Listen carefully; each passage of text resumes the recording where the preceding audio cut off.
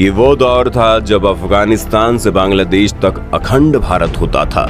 ये वो दौर था जब हिंदुस्तान की जनसंख्या महज 16 करोड़ थी।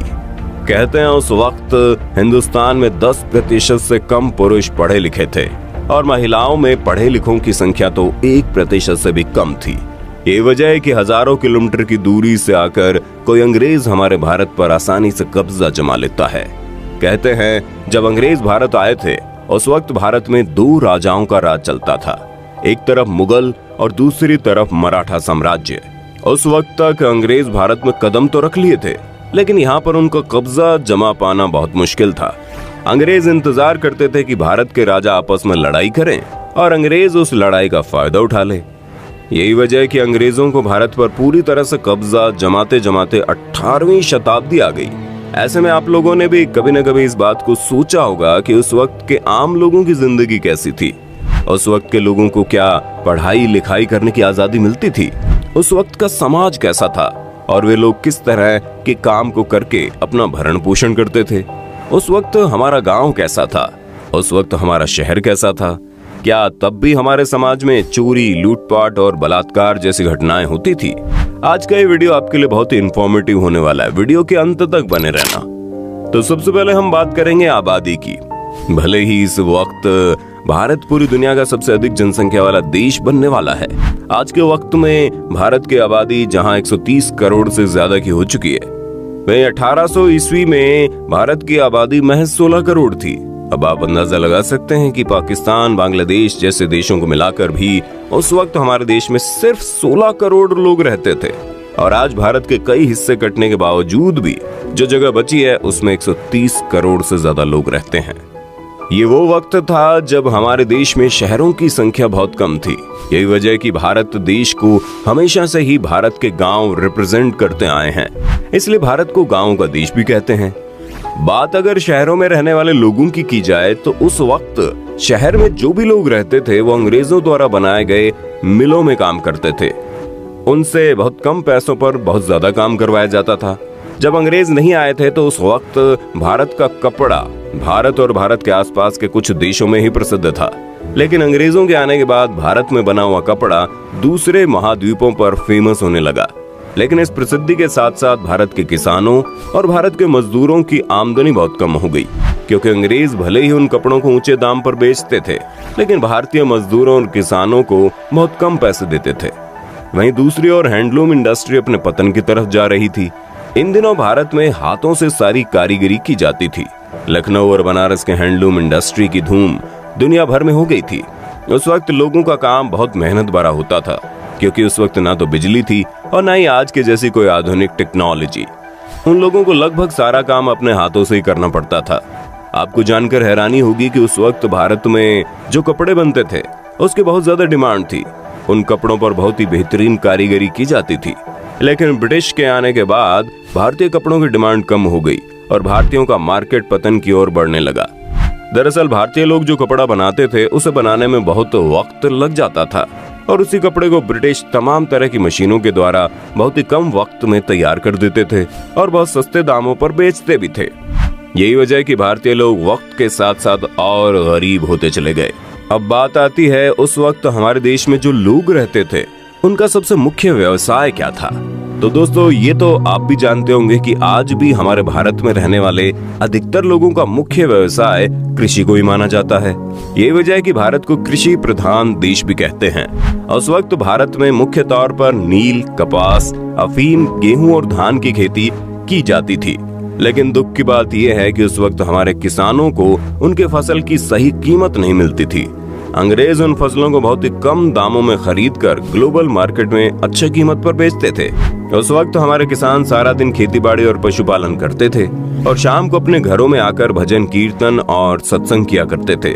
उस वक्त हमारे भारत में बिजली या इलेक्ट्रिसिटी आम लोगों की पहुंच से बहुत दूर थी। यही वजह है कि तब वे लोग घरों में उजाले के लिए लैंप और दिए जैसी चीजों का इस्तेमाल करते थे। इस दौर की सबसे बुरी बात यह है कि इस दौर में जातिवाद बहुत अधिक हुआ करता था। कुम्हार और साफ सफाई करने वाले लोगों को समाज में बहुत नीची जाति का माना जाता था। लोग अपनी जाति के हिसाब से काम करते थे, जैसे कि कुम्हार मिट्टी के बर्तन बनाता था, धोबी कपड़े धोता था, लोहार लोहे का काम करता था। इसके बाद वो दौर आया जब भारत में रेलगाड़ी की शुरुआत हुई। अंग्रेजों ने भारत में रेलवे की शुरुआत की और इसका इस्तेमाल वे भारत को और डेवलप करने में करने लगे। हालांकि भारत को डेवलप करने के पीछे उनका मकसद भारतीयों की बेहतर जिंदगी नहीं, बल्कि उनका अपना स्वार्थ था। अंग्रेज भारत पर राज करने के लिए भारत के दूर दराज के इलाकों में आसानी से अपनी पहुंच को बनाने के लिए सड़क मार्ग और रेल मार्ग को बढ़ावा देने लगे। साल 1853 के लगभग मुंबई से ठाणे के बीच एक पैसेंजर ट्रेन की शुरुआत की गई, जो कि 14 डब्बों की एक स्टीम इंजन से चलने वाली ट्रेन थी। उस वक्त के इंजन में इतनी क्षमता नहीं होने की वजह से उस ट्रेन को खींचने के लिए एक नहीं बल्कि 3 इंजन का इस्तेमाल किया जाता था। उस वक्त अंग्रेजों ने ट्रेन को चलाने के लिए 5 फीट और 6 इंच की दूरी पर 2 पटरियों को स्थापित करके उस पर ट्रेन की शुरुआत की। और आपको जानकर हैरानी होगी कि आज भी भारत में उसी फॉर्मूले से रेल पटरियों का निर्माण किया जाता है। अब बात करते हैं उस वक्त के भारतीयों के इनकम की, यानी ये लोग कमाते कितना थे। अगर इनकम की बात करें तो उस वक्त जहां भारत में अंग्रेज बहुत अच्छे पैसे कमाते थे, उस वक्त भारतीयों की हालत दिन ब दिन बदतर हो जा रही थी। एक रिपोर्ट के मुताबिक 1800 के दौरान जहां एक यूरोपीय कर्मचारी की तनख्वाह 40 पाउंड तक होती थी, वहीं एक आम भारतीय दिन भर मेहनत करने के बाद महीने में महज 1 पाउंड की कमाई कर पाता था। अब आप अंदाजा लगा सकते हैं कि भारत में ही रहकर एक यूरोपीय आदमी जितना कमाता था, उसी काम को करने के लिए एक भारतीय को कितने कम पैसे मिलते थे। वहीं अगर भारत में रहने वाले किसानों की कमाई की बात करें तो अक्सर उन लोगों को बाढ़ और सूखे का सामना करना पड़ता था। खैर, ये समस्या आज के वक्त में भी भारतीय किसानों के साथ बनी रहती है और भविष्य में भी बनी रहेगी। लेकिन उस वक्त वो किसान अंग्रेजों के द्वारा लगाए गए लगान से भी बहुत ज्यादा परेशान रहते थे। इतनी कम कमाई होने के बावजूद भी अंग्रेज उन किसानों के ऊपर तमाम तरह के लगान लगा देते थे। हालांकि हमारे भारतीय समाज में मौका परस्त लोगों के वजूद हमेशा से बनी रही है और उस वक्त भी कुछ मौका परस्त लोग ऐसे थे जो अंग्रेजों के तलवे चाटकर अधिक कमाई कर लिया करते थे।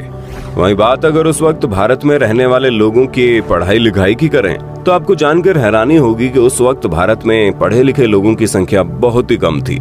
उस वक्त भारतीय समाज में रहने वाले पुरुषों में महज 10% से भी कम पुरुष ऐसे थे जो पढ़ाई लिखाई करने वाले थे, यानी साक्षर थे। वहीं दूसरी तरफ महिलाओं की हालत तो इससे भी बुरी थी। महिलाओं में 1% महिलाएं ही ऐसी नहीं थी जो पढ़ाई लिखाई से ताल्लुकात रखती हों। हालांकि बिना पढ़ाई लिखाई के भी भारत में रहने वाले सभी लोग किसी न किसी काम में बहुत निपुण थे, लेकिन कम पढ़े लिखे होने की वजह से अंग्रेज भारतीयों के ऊपर बहुत आसानी से अपना कब्जा जमा लिए थे। उस वक्त हमारे भारतीय समाज की एक बात बहुत अच्छी थी। समाज में रहने वाले लोग किसी चीज को खरीदने के लिए पैसे नहीं देते थे, बल्कि अगर कोई एक आदमी चावल उगाता था तो वो दूसरे आदमी से चावल के बदले कुछ गेहूं ले लेता था। जो आदमी सब्जी उगाता था वो उन सब्जियों के बदले चावल और गेहूं बदल देता था। यानी उस वक्त हमारे भारतीय समाज के अधिकतर हिस्सों में चीजों की खरीद बेच की जगह अदला बदली की जाती थी। इसलिए एक गांव में रहने वाले लोगों को किसी चीज को खरीदने के लिए ज्यादा दूर नहीं जाना पड़ता था, बल्कि उन्हें हर चीज आसानी से अपने ही गांव में उपलब्ध हो जाती थी। आज भी अगर आप भारत के कुछ गांवों में जाएंगे तो वहां पर अदला बदली की प्रथा चलती है, जो कि बहुत अच्छी है। लेकिन उस वक्त हमारे भारत में चिकित्सा स्वास्थ्य व्यवस्था इतनी अच्छी नहीं थी।